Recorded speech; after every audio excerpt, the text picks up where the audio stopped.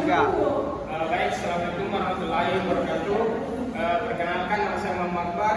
Di sini saya akan mempresentasikan hasil penelitian saya yang berjudul analisis pengaruh rasio keuangan, profitabilitas, leverage, dan likuiditas terhadap kinerja keuangan perusahaan sektor otomotif yang terdaftar di Bursa Efek Indonesia tahun 2019 sampai 2023.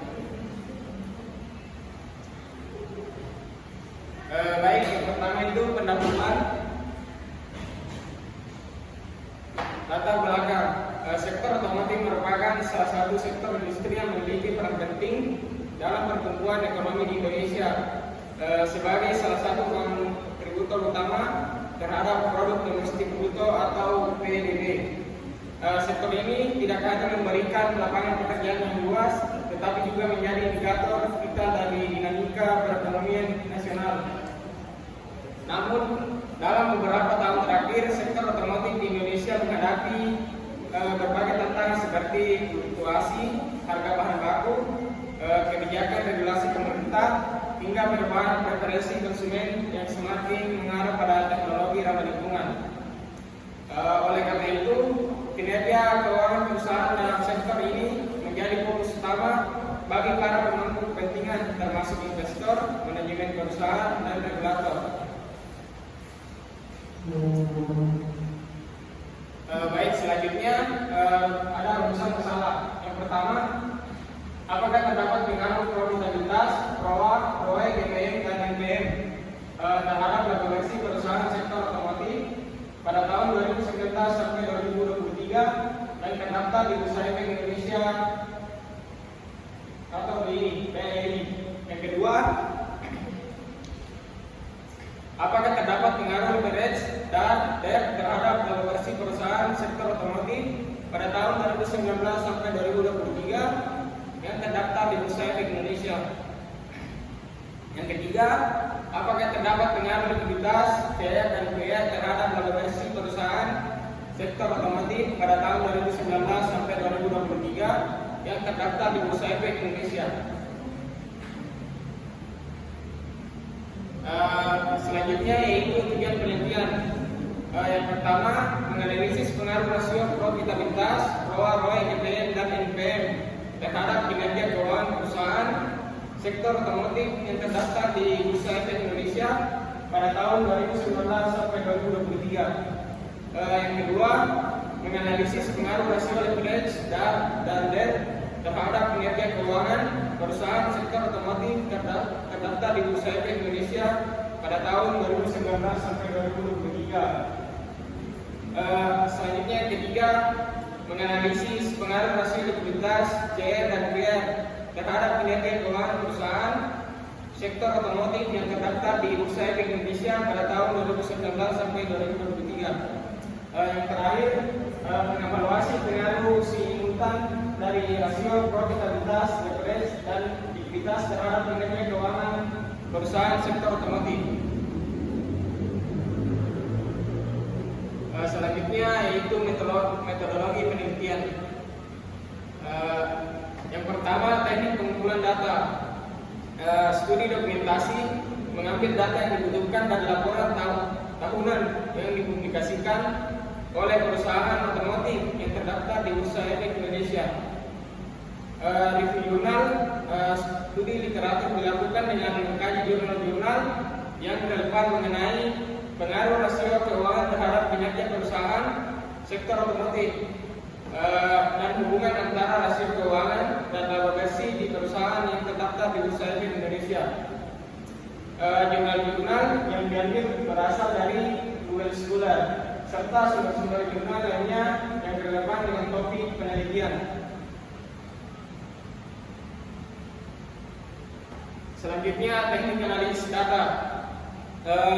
Dalam penelitian ini, teknik analisis data digunakan yaitu software SPSS.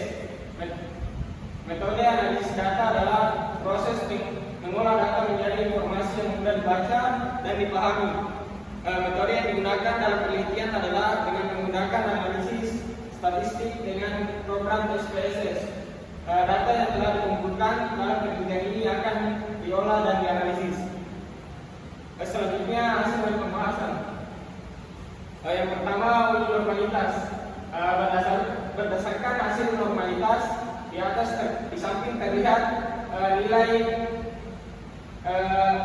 pada variabel sebesar 0,001 yang berarti nilai S signifikan lebih kecil dari 0,5, signifikan lebih besar dari 0,5. Maka variabel profitabilitas, leverage, dan likuiditas tidak berdistribusi normal dikarenakan COVID-19 terjadi penurunan pemerintah kendaraan akibat pembatasan mobilitas dari ketidakpastian ekonomi.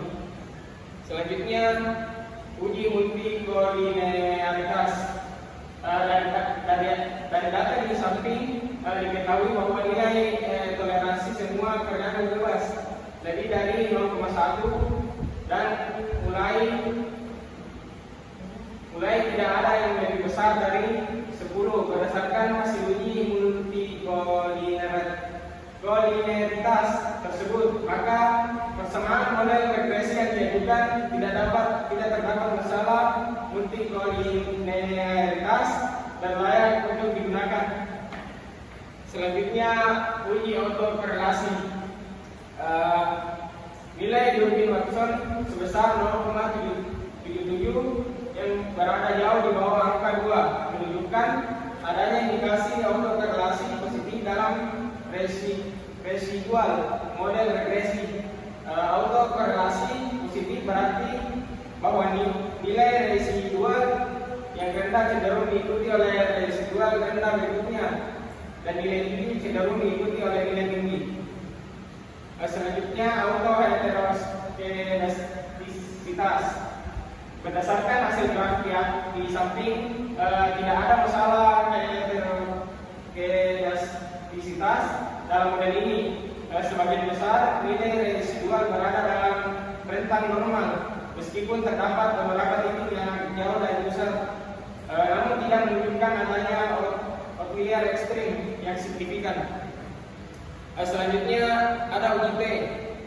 Pada hasil uji T, return on asset atau ROE memiliki nilai signifikan sebesar 0,01. Dapat diartikan bahwa return on asset atau ROE terdapat pengaruh terhadap valuasi. Ini dikarenakan 0,01 lebih kecil dari 0,5. Selanjutnya uji F. Pada tabel di atas nilai signifikan sebesar 0,01 diartikan bahwa variabel X berpengaruh terhadap variabel Y dikarenakan 0,01 lebih kecil dari 0,5. Mungkin itu presentasi dari saya. Lebih dan kurangnya mohon dimaafkan. Billahi fisabilillah. Wassalamualaikum warahmatullahi wabarakatuh.